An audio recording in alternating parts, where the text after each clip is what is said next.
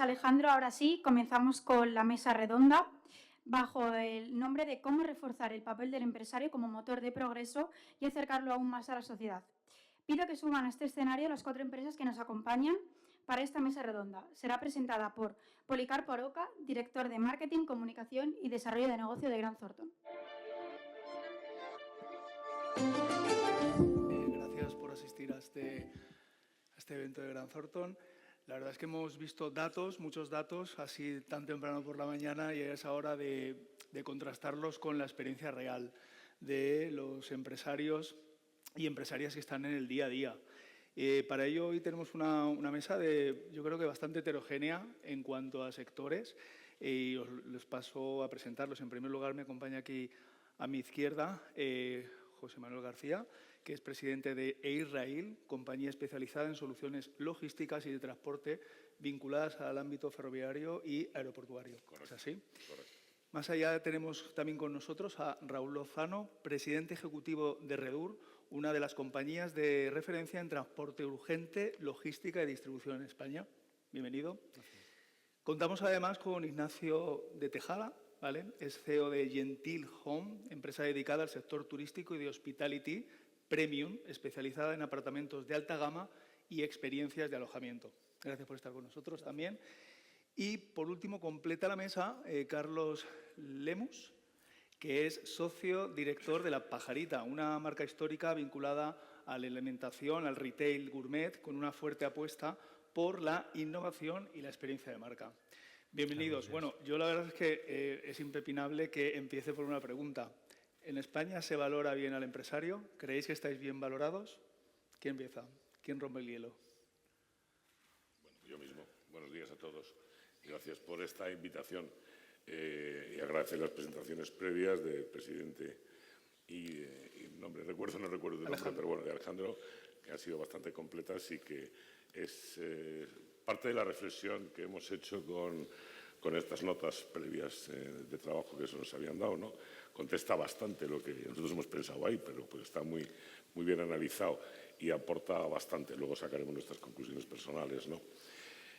Bueno, efectivamente hay una brecha importante entre el ciudadano y la empresa. Y para mí el primer motivo es la falta de relación directa entre el empresario y el empleado. Generalizo, no es mi caso. En este caso, nosotros tenemos 200 empleados en este momento. Estamos en 70 aeropuertos en el mundo, estamos en Europa, estamos en Australia y, bueno, pues hay una diversidad tremenda, ¿no?, de la relación personal. Pero, bueno, me puedo centrar en España, de donde más contacto directo tengo, y nosotros en esto creo que lo estamos haciendo bien, ¿no? Porque estamos muy cerca de nuestros trabajadores de muchas formas, directamente en el día a día, esa es una posición. Y luego directamente hacemos, por supuesto, la fiesta de Navidad, hacemos 2 team de estos que son de relación de todo el día, de toda la empresa, y eso acerca al empresario, al profesional, porque me gusta más decir profesional que trabajador, sí. Y realmente, bueno, pues hay una cercanía que son 4 o 5 veces al año. Evidentemente también el día del aniversario de la fundación de la compañía, y eso ayuda a que te conozcan, ayuda a participar. Entonces yo creo que eso ayuda a que la relación, o sea, les transmitas confianza, les transmitas cercanía. Y eso a Dios rogando y con el mazo dando. Y luego, pues eso, hay que tener una serie de incentivos económicos, familiares. Por cierto, olvidaba, también tenemos el Día de la Familia y por lo tanto eso acerca también bastante, que suele ser la primera semana de septiembre, antes de que empiecen los colegios, para que puedan ir con sus hijos. Y bueno, pues en este caso, yo en mi casa no lo percibo. Vale. No lo percibo tanto. Habrá casos, por supuesto, ¿no? Hemos visto, de hecho, que cuanto más cerca está la gente del empresario, más lo valora. Claro. Raúl, ¿tú lo ves igual? A ver, yo creo que... buenos días. Buenos días. Gracias por la invitación. Yo creo que, bueno, en lo que estamos hablando, sí que es cierto que la imagen del empresario ha mejorado en los últimos tiempos. A ver, contamos con grandes abanderados, grandes corporaciones que están presentes en todo el mundo y que hacen muchísimas cosas por su propia empresa, pero por la sociedad. Eso, en parte, ayuda, pero sigue existiendo una brecha emocional entre lo que es la sociedad y la empresa, pero una brecha, pero por desconocimiento, básicamente el desconocimiento. También es cierto que el COVID, los que sufrimos desde el punto de vista de la empresa, sobre todo nuestro sector, que tuvimos que estar ahí al pie del cañón todo el día pues, para llevar todos los productos a los hospitales la verdad es que por parte de las empresas fue muy duro. Yo creo que ahí se ha digamos, acogido cierto aspecto muy positivo en lo que es la visión de la sociedad de las empresas.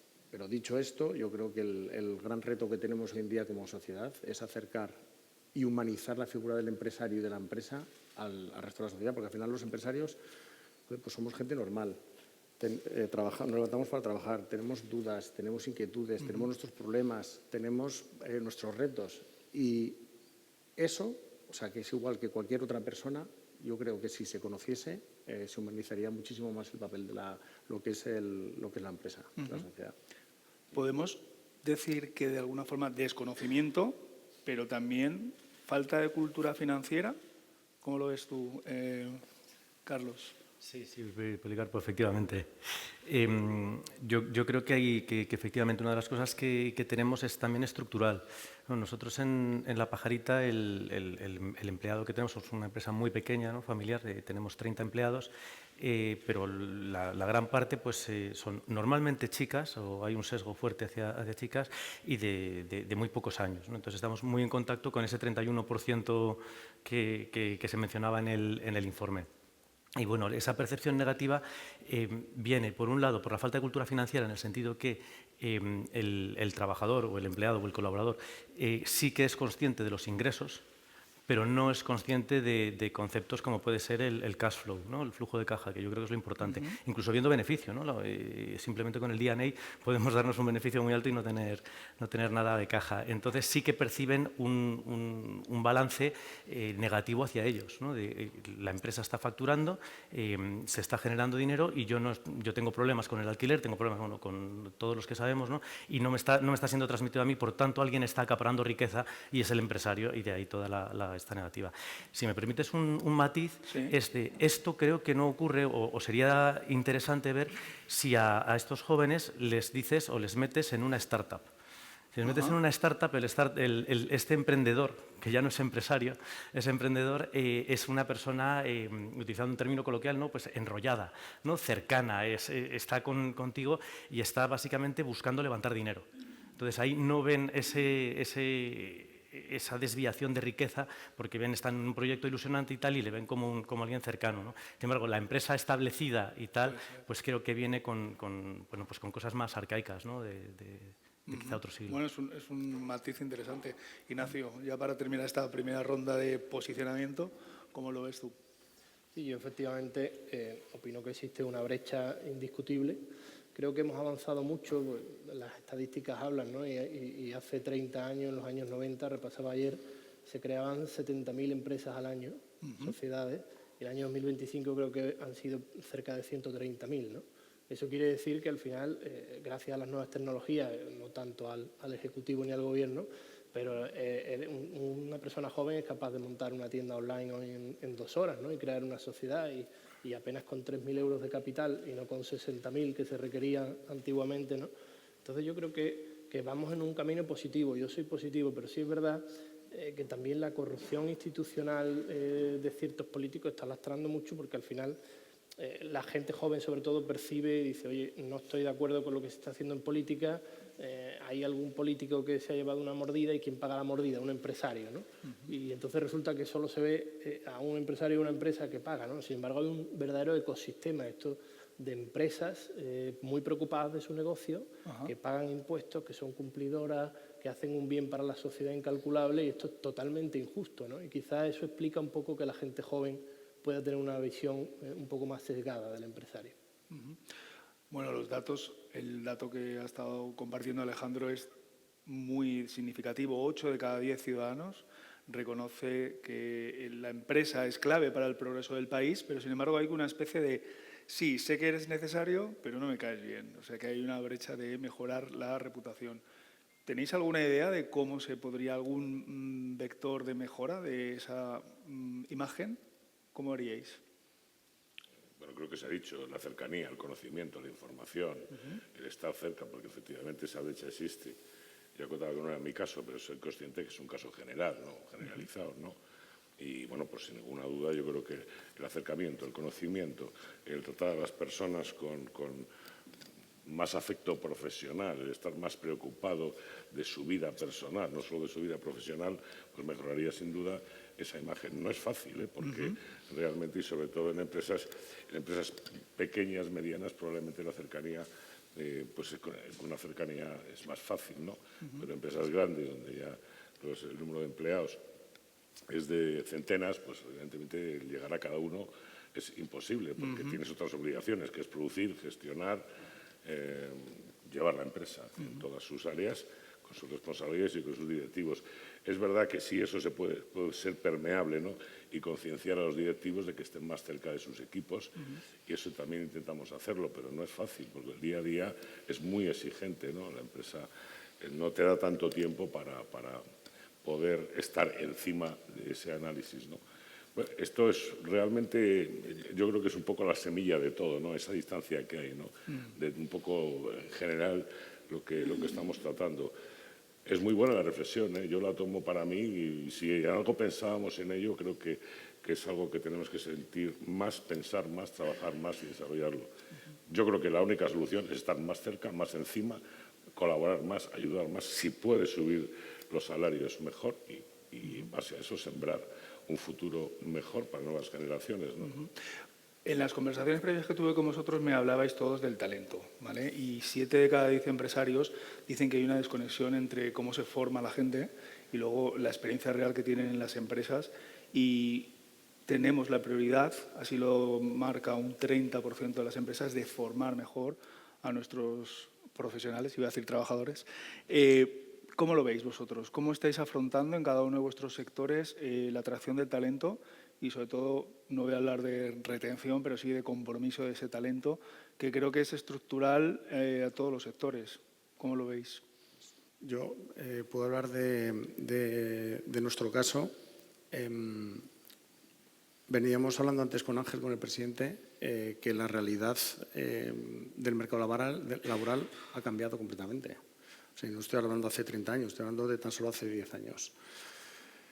Y los jóvenes hoy en día sí que hay una brecha muy grande entre las expectativas de los jóvenes y lo que las empresas pueden ofrecer, y es una realidad.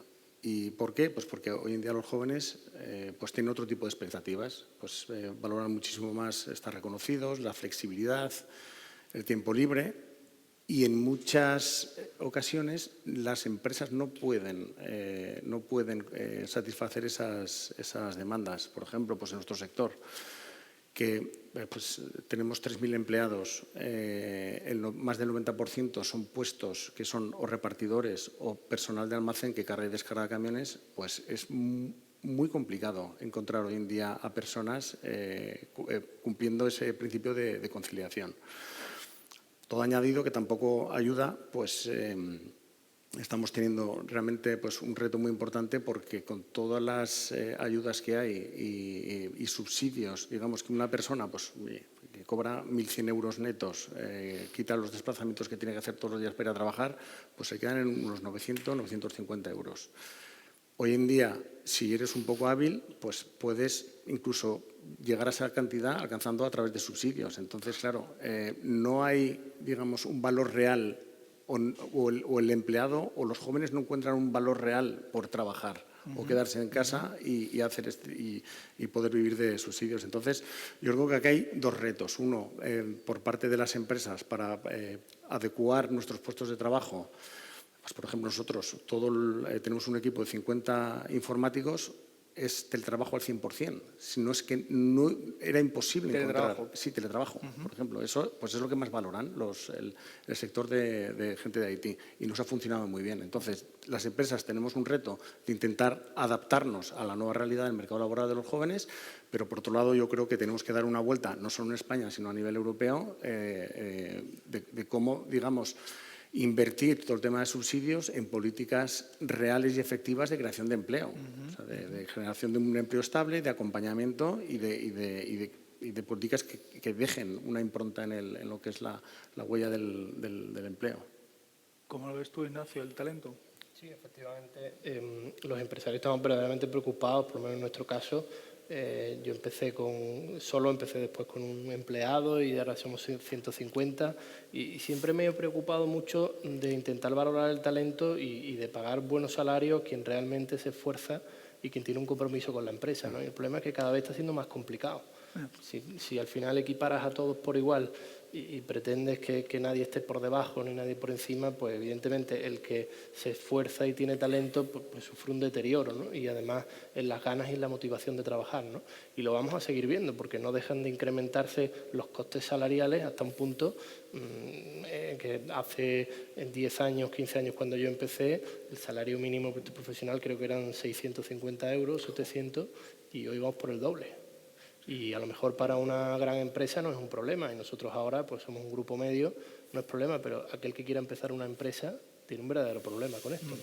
Entonces yo creo que el talento es muy importante para las empresas. Sin el talento las empresas somos imposibles de crecer y de funcionar, y tenemos que buscar la vía de ver cómo conseguimos llegar a ese talento sin menoscabar la empresa. Carlos.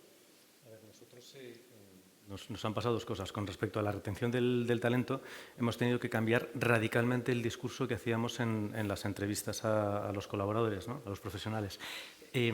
Porque antes teníamos un discurso de la última responsable de tienda entró con 14 años y se jubiló. El último maestro caramelero hizo la mili y después de la mili estuvo hasta que se jubiló. Bueno, y después de jubilado también seguía trabajando y tal. Y veías el pánico, ¿no? Apoderándose de ellos, de la ansiedad que generaba, de decir, no, pero que yo voy a estar toda mi vida, que yo no quiero, bajo ningún concepto, ¿no? Tener ya escrita el programa, ¿no? Que quizá a generaciones pues, más mayores se sabía, ¿no? De, oye, vas a estudiar una FP o vas a empezar trabajando en un taller, con un poco de suerte te comprarás una casa, tendrás una familia, y estaba muy escrito, ¿no? Y ese discurso pues ya no se compra. Entonces, por ahí no podemos, y nosotros tenemos una rotación, intentamos que sea lo más cómodo para los trabajadores que la empresa y se queden, pero nosotros en julio tenemos desbandadas, porque en septiembre saben que va a haber trabajo. Claro. No hay problema. Y lo que es en retail, pues da igual estar en una gran tienda de textil que estar en... Bueno, pues hay pocas difíciles. Y luego, con respecto a formación, creo que hay un tema súper interesante que viene también de la mano de la IA, que es que el paradigma de la formación reglada se está viniendo abajo, ¿no? Ahora la gente se puede formar, te encuentras jóvenes que dicen, no, mira, es que me he hecho no sé cuántos cursos con ChatGPT, ¿no? o con lo que sea, y te sé programar en Python y lo puedo hacer perfectamente. Y dices, oye, pues te hago la prueba y si realmente sabes hacer los objetivos que yo necesito, no necesito esa formación reglada, ¿no? Nosotros, por comentar también una experiencia que hemos tenido con nuestra formación, que es muy particular porque seguimos haciendo las cosas como en el siglo XIX y ya no se hacen, y hacemos caramelo artesano, que tampoco se hace, la tenemos que dar nosotros. Excepto una cosa ahora que tenemos que contratar a 15 personas de golpe, nos hemos apalancado en la agencia de empleo del ayuntamiento, que ha resultado ser absolutamente eficiente, absolutamente. Y estamos con las escuelas y les están dando un curso de 1 mes y medio donde les están enseñando a cómo atender conforme a nuestros estándares, a cómo envolver a cordel sin celo, a todo tipo de cosas, y nos vienen formados, y esto apoyados con fondos públicos. Quiero decir que ahí sí que son campañas que y para nosotros está siendo un ejercicio muy beneficioso. Vaya. Y en Israel, nos has contado varias acciones para comprometer ese talento, pero ¿tienes alguna idea más? ¿O resulta complicado acceder a ese talento nuevo? No es fácil, pero bueno, se encuentra. Hay que trabajarlo como todo. Y bueno, esto evidentemente tienes que desarrollarlo con la formación. Hay un plan de formación muy importante que dedicamos bastantes recursos al tema de formación. Por ejemplo, pongo un ejemplo ahora, el tema de electrificación. Hemos tenido que hacer unos cursos de formación muy intensos, porque ya tratar los voltios y los kilovatios es distinto a la llave inglesa, ¿no? Requiere unas normativas y unos requerimientos específicos de nuestros equipos, y por lo tanto hay que formar mucho a la gente.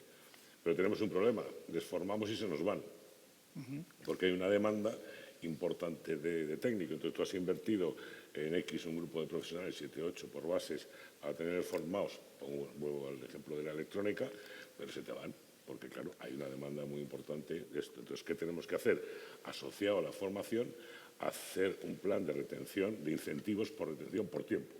Por tiempo y y asistencia a la empresa, o sea, no marcharte. Es decir, incentivos profesionales con los cuales económicos, y en algunos casos también hasta con temas de días libres para poder compensarles, porque ahí facilitas la vida de la familia también, y es una forma de retenerles a la gente formada también, tiene talento, pero vamos, es otra asignatura muy importante de la compañía. Y luego también tener buenas empresas de selección, también eso es importante, ¿no? Porque realmente el paso previo a las empresas de selección te lo hacen. Claro. Y si estás cerca de ellas y te conocen, te enfocan mejor el talento que necesitan, ¿no? O sea que este es un poco nuestro modelo. Bueno, lo hemos estado comentando, lo habéis estado comentando aquí, quizá el elefante en la habitación son los jóvenes. En el estudio, los menores de 29 años, solo el 31% tiene una visión positiva del empresario, frente a los mayores de 65, que ahí sube al 61%. Más allá del dato, ¿qué está pasando o qué percibís vosotros en vuestras empresas que está pasando con las nuevas generaciones? Ya no voy a hablar de X, Z, creo que ya hay un nombre para una nueva, que no me recuerdo ahora el nombre, pero ¿cómo acercar más la empresa a los jóvenes? ¿Qué estáis haciendo vosotros? A ver, yo puedo hablar de nuestro caso. A ver, es muy complicado, como he dicho. Al final, la inmensa mayoría de nuestros trabajadores son repartidores y luego también personal de almacén. Y no sé si lo habéis visto vosotros cuando pedís un paquete que os llega a casa, pues cada vez os viene una persona diferente y la inmensa mayoría ya ni son españoles, o sea, no son nacionales, que yo creo que contamos con una suerte y una fortuna de tener una inmigración, ¿verdad?, que yo creo que se ha integrado en líneas generales bien y que son gente trabajadora y que a Dios gracias podemos contar con este colectivo. Pero entonces, ¿cómo retener a un colectivo así que es tan sensible? O sea, que saben que si hoy dejan tu empresa, mañana están trabajando en la competencia, sin ningún problema, además, y posiblemente cobrando un poquito más. Pues, por ejemplo, nosotros una de las medidas más, digamos, disruptivas que estamos acometiendo, hemos invertido muchísimo en inteligencia artificial para, digamos, hacer la vida de los repartidores más fácil. Por ejemplo, pues hemos cambiado todos los procesos operativos y hemos eficientado todos los procesos para que os hagáis una idea, todos nuestros repartidores pueden salir de media 1 hora antes a repartir. Quiere decir que van a llegar a una delegación de Redur y saldrán 1 hora antes a repartir. ¿Con qué finalidad? Con que puedan volver antes, que terminen su trabajo antes. Entonces, pues hemos hecho una fase beta en nuestra delegación de Gerona y hemos conseguido, lo dicho, de media 1 hora antes de salir a repartir y en la inmensa mayoría a las 3 de la tarde están de vuelta. ¿Qué pasa? Que a las 3 de la tarde, pues estos repartidores, este colectivo tiene toda la jornada para hacer lo que ellos quieran. Entonces, en la empresa, pues han cumplido su trabajo, su cometido, han cobrado por ello, pero siguen teniendo muchísimo tiempo libre. Entonces, estamos invirtiendo mucho para, digamos, adecuar una tarea que es complicada, que es muy manual, que es muy tediosa y que es muy estándar, pues vemos de qué forma, sin perder productividad de la empresa, podemos, digamos, mejorar la vida a este colectivo. Y la verdad es que los primeros datos que estamos teniendo son francamente buenos y seguiremos esta línea. Bueno, siempre es bueno ir pensando en estrategias para retener. Carlos, ¿cómo lo hacéis vosotros? Para nosotros es muy difícil. O sea, la visión que nos hemos conformado, quizá más personalmente yo, es que con los jóvenes uno de los triunfos, ¿no?, de la sociedad del bienestar es que pues tenemos estos derechos, los sabemos o los tenemos como garantizados, ¿no? Tenemos educación, tenemos sanidad, tenemos todo, ¿no? Y la única obligación que tengo es que tengo que ir a mi hora a trabajar. El único que me está imponiendo algo que no se me está dando es mi jefe, ¿no? Es mi empleador. Entonces eso normalmente pues ya te genera una versión en un mundo, ¿no?, de todo obtenido o todo concedido, así decir, con lo cual partimos mal.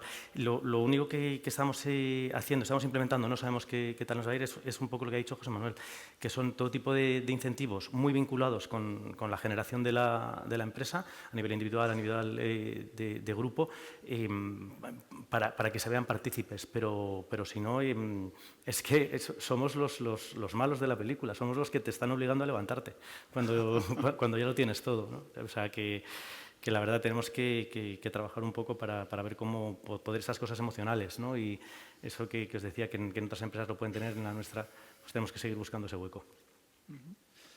Sí, yo creo que de todas maneras la gente joven, en contra de lo que piensa la gente, terminé la carrera hace 15 años y yo recuerdo prácticamente en todas las conversaciones que la aspiración que tiene cualquier persona joven es tener una empresa por su cuenta, es decir, que ese sentimiento y esa sensación está ahí. Otra cosa es después cómo lo consigues, ¿no? Si tienes medios o tienes recursos, tienes que estar varios años sin cobrar, sin generar, necesitas una financiación para ello, ¿no? Pero en el fondo yo creo que todos, incluso los jóvenes, tienen esa aspiración, o una mayoría, ¿no? Y comprenden la figura del empresario, ¿no? No obstante, la gente que se incorpora al mercado laboral, está claro que las tendencias que tenemos hoy en día en la gente joven son totalmente distintas, como bien decía Raúl, a las que había hace 10 años o 15 años. Es que ha cambiado una barbaridad. Entonces, nosotros desde Gentil, del Departamento de Recursos Humanos, hemos elaborado un informe con una serie de medidas que son fundamentales para retener talento, ¿no? Y funcionan muy bien los planes de carrera dentro de la empresa, con crecimiento, la posibilidad de conciliación con su vida personal, ya el salario, que es un tema importante, ¿no? Pero no es un factor clave, ni mucho menos, ¿no? Entonces, yo creo que son las únicas herramientas que tenemos para retener el talento joven, ¿sí? ¿Y vosotros cómo lo veis en Israel, los jóvenes? Lo comentaba antes, ¿no? Tienes que estar más cerca de ellos, ¿no? Yo recuerdo aquí la primera pregunta donde dice, el estudio arranca con un dato muy llamativo, el 90% de los ciudadanos dicen no tener contacto directo con el empresario. La clave es el no. Exacto. La clave es el no, la falta el no, y es un poco lo que hablábamos antes, ¿no? Por no repetirme, ¿no? La cercanía, la ayuda, la formación y la motivación, evidentemente todo en el paquete, ¿eh? O sea, no te formo mucho, pero luego no te cuido, no te doy un plan económico de mejora por estabilidad en la empresa, siempre tiene que ir todo en un paquete y que lo entiendan. O sea, normalmente funciona muy bien el plan de motivación de horario. Por ejemplo, nosotros técnicos que viajan muchísimo, en vez de tener un día de teletrabajo, tienen 1 día y medio. O sea, el teletrabajo normalmente en las oficinas es de 1 día por persona, a criterio de su jefe también, pero el que viaja mucho tiene medio día más, ¿no? Pues son planes. Esto surgió de nosotros, no lo pidieron. En el plan de mejora de retención, porque lo de los técnicos es, como os contaba antes, pues muy difícil de retener, ¿no? La cercanía, bueno, es clave. Que antes también comentaba, es difícil, ¿eh? Hay que sacar tiempo y recursos, pero bueno, es ponerte. O dedicar un departamento y crear un departamento de recursos humanos que tenga esas áreas de acercar más a los profesionales a la dirección y a la propiedad y a los directivos, ¿no? Son muchas cosas. Por eso que me había gustado muchísimo el modelo que se había elegido para tratar hoy, porque es algo que siempre pensamos, pero nunca profundizamos, ¿no? Bueno, vamos a hablar de salarios, ¿vale? Hemos hablado aquí del que el salario mínimo es casi el doble de hace 8 años. Es una medida, puede ser una medida de retención o de atracción. No sé si consideráis que es una brecha entre 7 de cada 10 ciudadanos que dicen que hay que subirlos y 4 de cada 10 empresarios. Es decir, el empresario de alguna forma también piensa que puede haber margen. ¿Cómo lo enfocamos esto? ¿Lo enfocamos por sectores? ¿Lo enfocamos por tamaño de la empresa? ¿Cómo lo veis?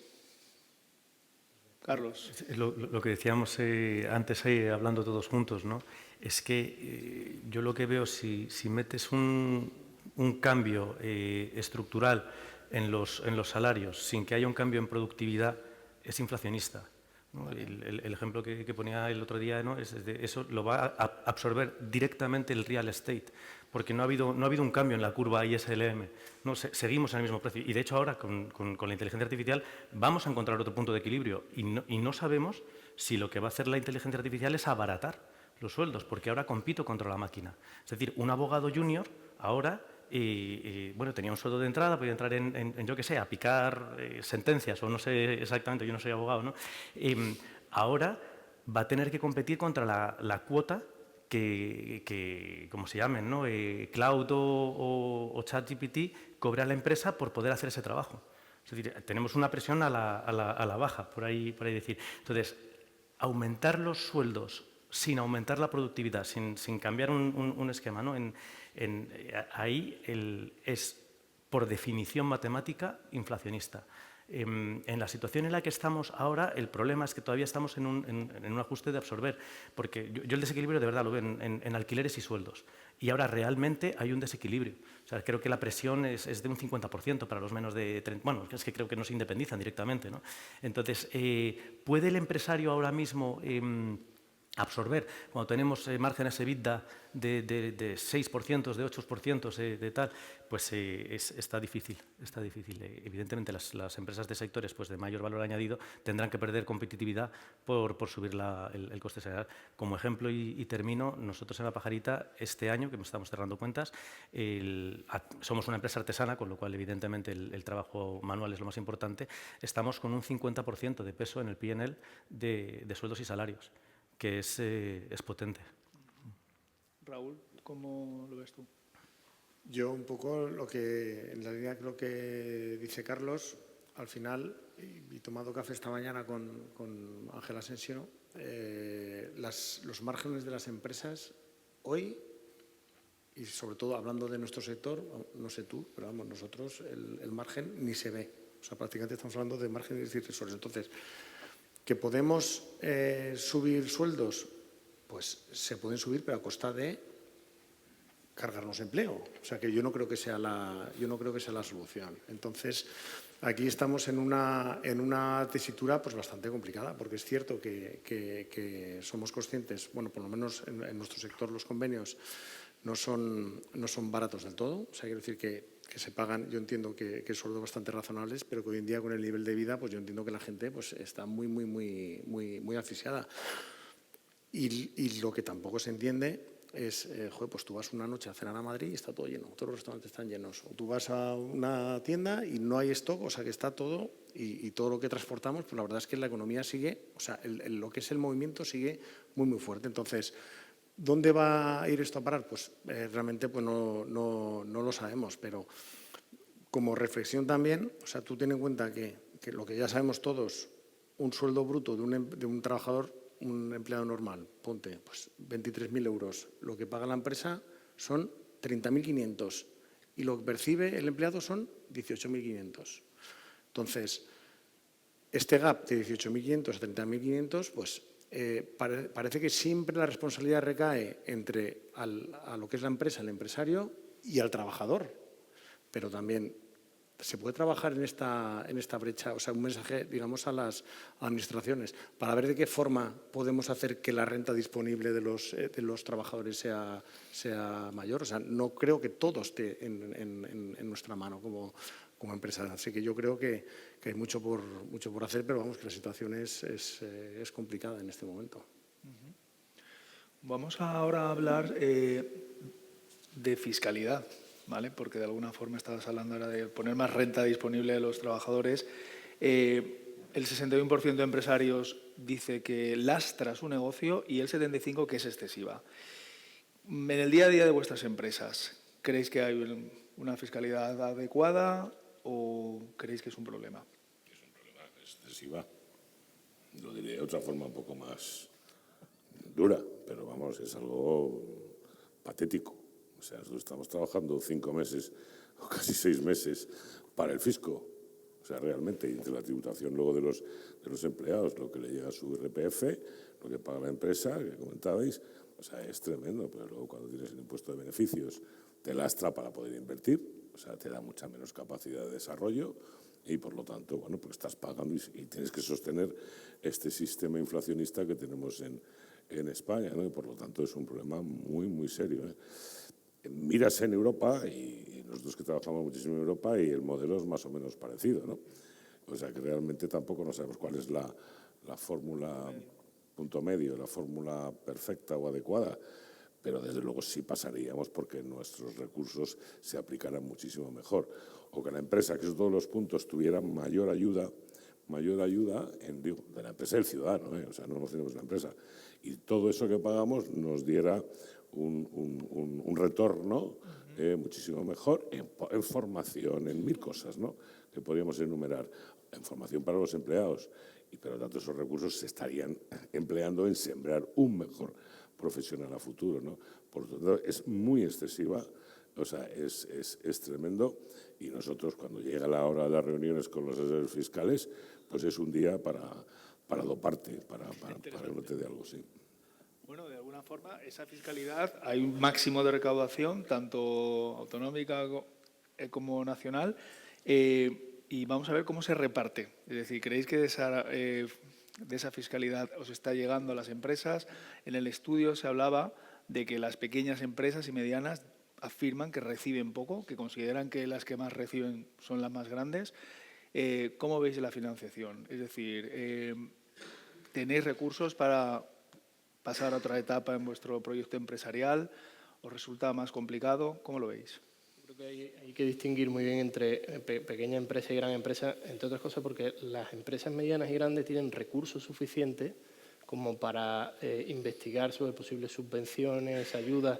El pequeño empresario está muy preocupado de su trabajo, de su día a día, y es poco frecuente que se preocupe de mirar a qué tiene derecho, ¿no? Ese es un problema. O sea, que a veces, incluso en las autonómicas existen ayudas y subvenciones, y sin embargo es que no hay tiempo ni recursos para saber ni cuáles son, ¿no?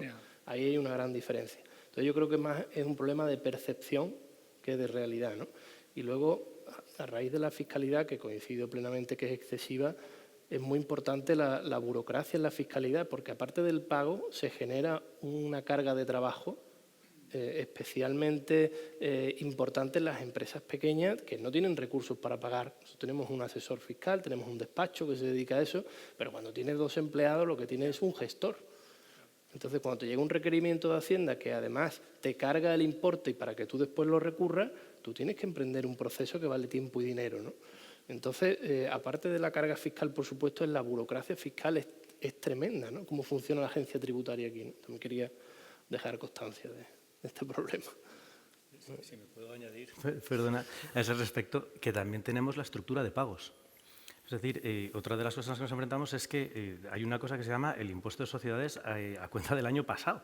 Es decir, tú pagas por lo que ganaste. O sea, te puedes estar teniendo el año 2020, ¿no? Un año tremendo, pero el impuesto de sociedades que estás pagando es del 19, conforme al 19, trimestralmente, ¿no? Y todos esos desbalances que hay de cómo se generan, cuándo se pagan, cuándo tienes que pagar tú y cuándo te devuelve Hacienda, ¿no? Yo creo que eso también genera tensión en los flujos, en la tesorería, vamos.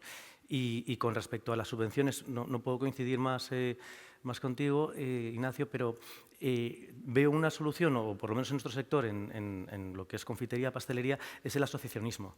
Es decir, esa estructura que el pequeño pastelero, que es que está metido en el obrador y no puede, pues si está formando parte de una asociación más grande, sí que tiene esa estructura para hacerle llegar y además las instituciones les interesa más canalizarlo a través de asociaciones porque saben que capilariza mucho más ágilmente, ¿no? que directamente empresita, por así decir.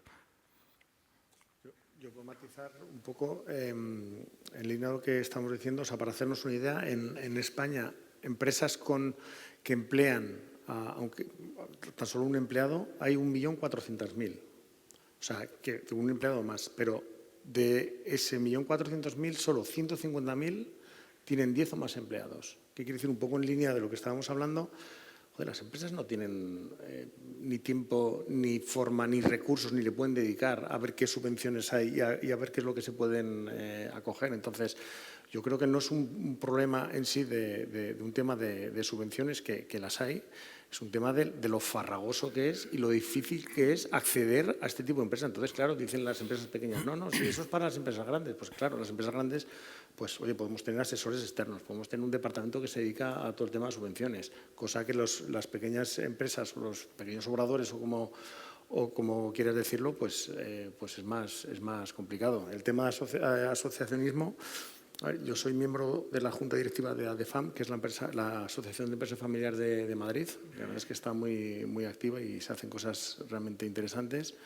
Incluso a nivel de asociación es complicado tener acceso y enterarte porque claro, depende también del sector. O sea, te puedes acoger a unas, a otras, y no es tan sencillo el decir, pues mira, hay unas subvenciones para que se acojan todas las empresas. No, eso es muy también de nicho y es muy complicado. Entonces yo creo que el tema de ayudas está muy bien, pero joder, tenía que ser más transparente, muchísimo más accesible, más sencillo para las empresas y más rápido de ejecución, porque es que hay veces que pides una subvención y si te viene, bueno, yo ya perdí el pelo y aún hay algunas que pedimos hace 5 o 6 años y aún estamos esperando. Entonces, pues es lo que quería decir. Nos queda ya poco tiempo, pero hay dos temas importantes. Uno es la tecnología. Hemos visto que la mayor inversión es la ciberseguridad, bastante parecida con la inteligencia artificial, pero con la inteligencia artificial aquí hay como hay un nerviosismo en el sentido de que hay algunas empresas tecnológicas que ya están prescindiendo de puestos de trabajo porque dicen que lo pueden hacer la inteligencia artificial, y el propio trabajador, que lo podríamos englobar, o el profesional, como la sociedad, se tiene que formar y puede pensar, oye, pero tengo que formar en esto, pero esto es a lo mejor lo que acaba después con mi puesto de trabajo. ¿Cómo lo veis? ¿Os preocupa? ¿La estáis aplicando? ¿Dónde veis, cómo tendría que enfocar en cada uno de vuestros sectores la tecnología? Yo personalmente no estoy muy puesto, pero sí tenemos un departamento de IA y por lo tanto ellos se encargan. De vez en cuando me sorprenden con lo que son capaces de hacer, ¿no? Por lo tanto, yo creo que es algo que hay que estar y dedicarle pues recursos o el departamento apropiado para estar en línea con el mundo, ¿no? Cómo evolucionan, ¿no? En nuestro caso, la evolución va por la electrificación, o sea, realmente es donde estamos apostando más en lo que es la innovación, digitalización e innovación. Pongo un ejemplo, nosotros tenemos un parque ya 70% eléctrico, por lo tanto, 70% eléctrico es un porcentaje altísimo y ahí es donde estamos empeñando. Pero en la tecnología, la IA, evidentemente, pues hay que estar. Yo no estoy ahí muy puesto, pero sin ninguna duda, y el departamento existe, ¿no? Creo que todos debemos estar, o sea, en ese área. Bueno, vosotros habéis comentado algún tema ya, algún proyecto con IA, ¿no? Sí. En este caso está dirigido digamos, a hacer más eficiente lo que es las operaciones de almacén y salida de reparto. Es que además, para que te hagas una idea, es un aplicativo que el chofer coge una PDA y, o sea, tú mañana te puedes ir, Policarpo, a nuestra delegación de Huelva y subirte y ponerte a repartir. ¿Por qué? Porque te dice el orden en el que todos los envíos que te tienes que llevar, el orden en que te lo tienes que cargar. El aplicativo ya te está calculando el tráfico, la situación del tiempo, o sea, para hacerte la ruta óptima.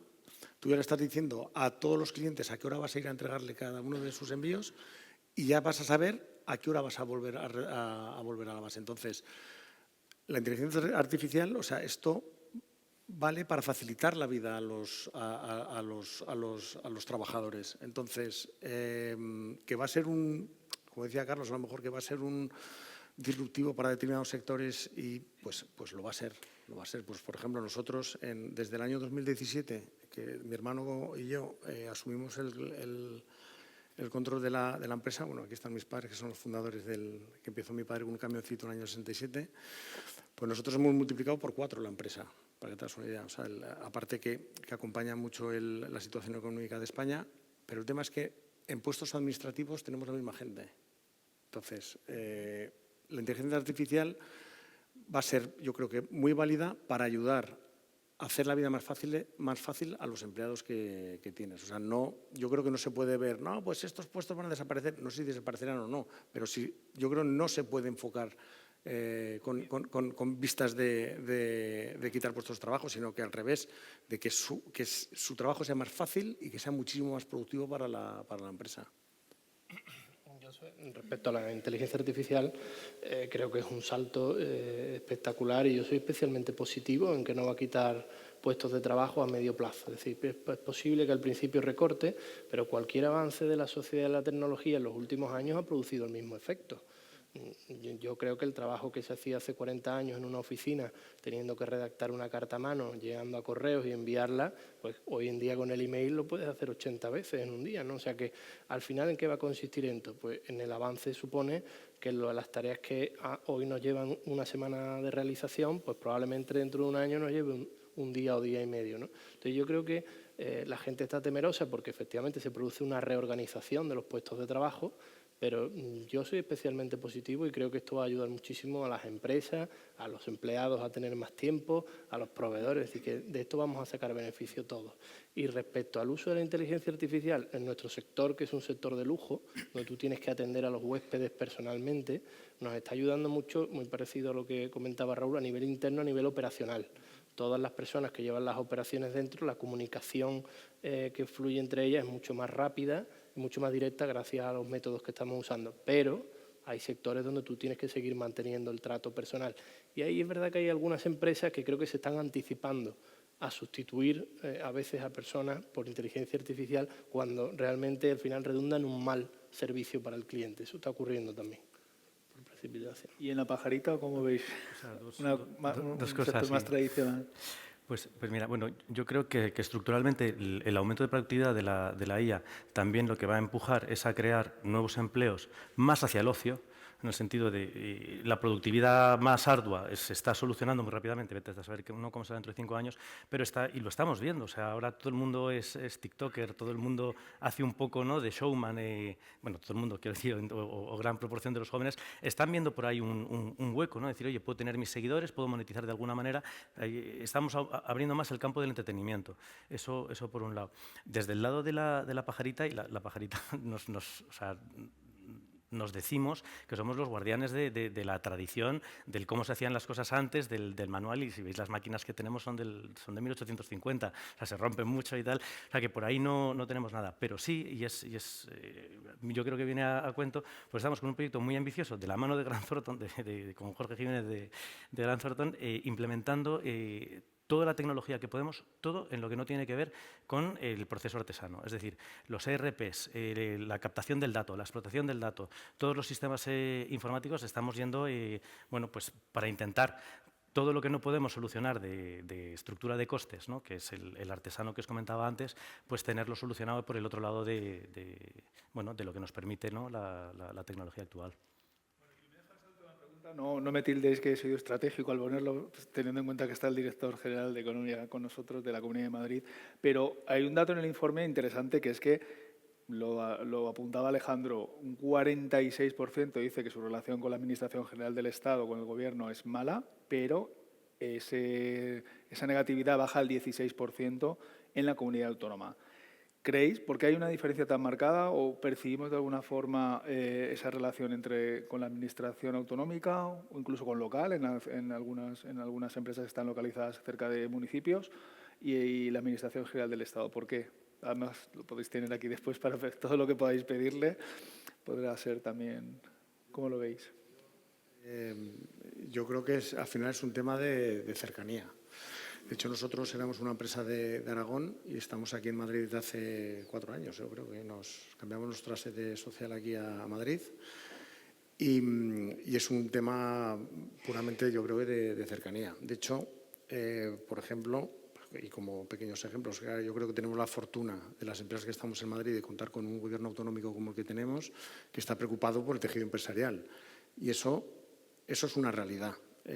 Por ejemplo, recientemente, esta semana pasada, se ha aprobado la ley de apoyo a la empresa familiar, que esto fue una iniciativa promovida por la Comunidad de Madrid, pero que ha contado con el asesoramiento y con el apoyo por ejemplo, de la Asociación Madrileña de Empresa Familiar, de ADEFAM. Se le ha pedido en todo momento, o sea, opinión de la redacción digamos, de esta nueva ley. ¿Y esto en qué ha revertido? Pues ahora mismo pues el impuesto de sucesiones pues ha pasado del 95 al 99. No únicamente a los miembros de primera y segunda generación, se ha extendido también incluso a miembros que no son de la propia familia. Entonces, ¿esto qué da? Pues a las empresas familiares que, repito, son del 1.400.000, el 80 y casi el 90% de las empresas que hay en España son familiares, pues fíjate, todas las de la Comunidad de Madrid, pues esto les da esperanza, les da seguridad y digamos, visibilidad para afrontar el futuro de otra forma. Entonces, yo creo que es un ejemplo claro de que cuando la Administración tiene vocación de ayuda, que reconoce que el origen de todo es la empresa, o sea, que el motor de generación de economía, de riqueza, de empleo, es la empresa, pues salen cosas realmente maravillosas y que ayudan muchísimo a la empresa. O sea que no todo es malo y nosotros, por lo menos, desde ADEFAM y desde nuestro caso de Redur, pues estamos muy, muy agradecidos con todo lo que la Comunidad de Madrid está haciendo para el tejido empresarial español. Aparte de simplificar, no voy a entrar en detalle, un montón de procedimientos, se han estado haciendo muchísimas cosas en los últimos años. ¿Cómo lo veis desde Israel?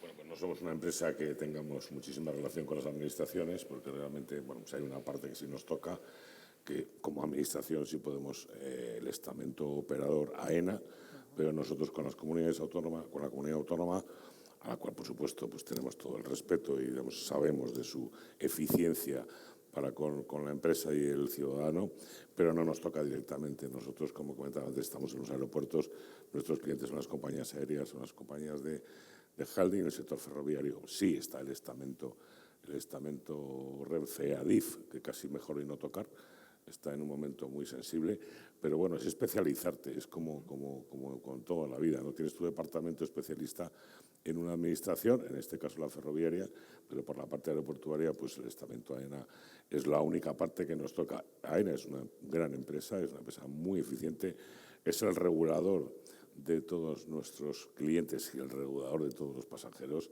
y en las cifras de AENA como administración, 330 millones de pasajeros este año en España, lo dice todo, ¿no? O sea, es mi relación con la administración y me estaba viniendo, recordaba ahora que sí he tenido otra relación con la administración, que fueron los fondos Next Generation, que sí los conseguimos, efectivamente, pues ahí fue un gran éxito, pero bueno, tardamos en realizarlos más de 2 años y medio, ¿no? Realmente fue lo que tú comentabas, ¿no? Un proceso que se nos había olvidado ya que teníamos eso. Por lo tanto, bueno, por la parte que me toca es poca en cuanto a administraciones, pero vamos, con todo mi valor por la Comunidad de Madrid, que es la que más conozco, más cercano tengo, y la administración general, pues no realmente no tiene mucha actividad. Carlos, ¿tenéis algo que añadir a este respecto? A tu pregunta de por qué se valora más la autonómica, por supuesto por un tema de cercanía, yo te diría que depende de qué autonomía. En el caso de Madrid, desde luego, pues sí, totalmente de acuerdo, pero sí, por línea general, además, la administración estatal tiene un papel un poco más feo también en el sentido porque, claro, está Hacienda y Seguridad Social, que son las dos grandes esferas, ¿no?, con las que nos comunicamos normalmente las empresas, ¿no? Entonces, siempre una comunicación con Hacienda y Seguridad Social no suele ser del todo agradable. Entonces, bueno, pues la autonomía está más cercana para financiar proyectos, para acompañarte en un crecimiento empresarial. Normalmente la comunidad autónoma tiene un papel más activo. Yo creo que eso influye también en la percepción. Sí, a nivel de pequeña empresa como puede ser La Pajarita, yo recuerdo, ¿no?, con la Secretaria General de Comercio, el diálogo tiene poco recorrido, ¿no?, con nosotros a ese nivel estatal. Sin embargo, a nivel autonómico y a nivel local, el apoyo es que es total, ¿no? A mí me gustaría, en línea de lo que decía Ignacio, cruzar el dato, ¿no?, de, oye, ¿qué porcentaje de comunidades autónomas tienen un gobierno o tienen alianzas, ¿no?, en el gobierno que son más pro agilizar o facilitar la economía desde el lado de la empresa, y cuántas no? A lo mejor nos sale, ¿no?, un dato también que es 1/3 contra 2/3. El nivel de Madrid, o sea, mucho se ha hablado, yo digo, bendito estado de las autonomías, o sea, que nos permite esa agilidad, ¿no? Bueno, yo creo que ya hemos llegado al final. Yo me quedo con la imagen de que en el día a día estáis preocupados de vuestra imagen, estáis preocupados de vuestra reputación.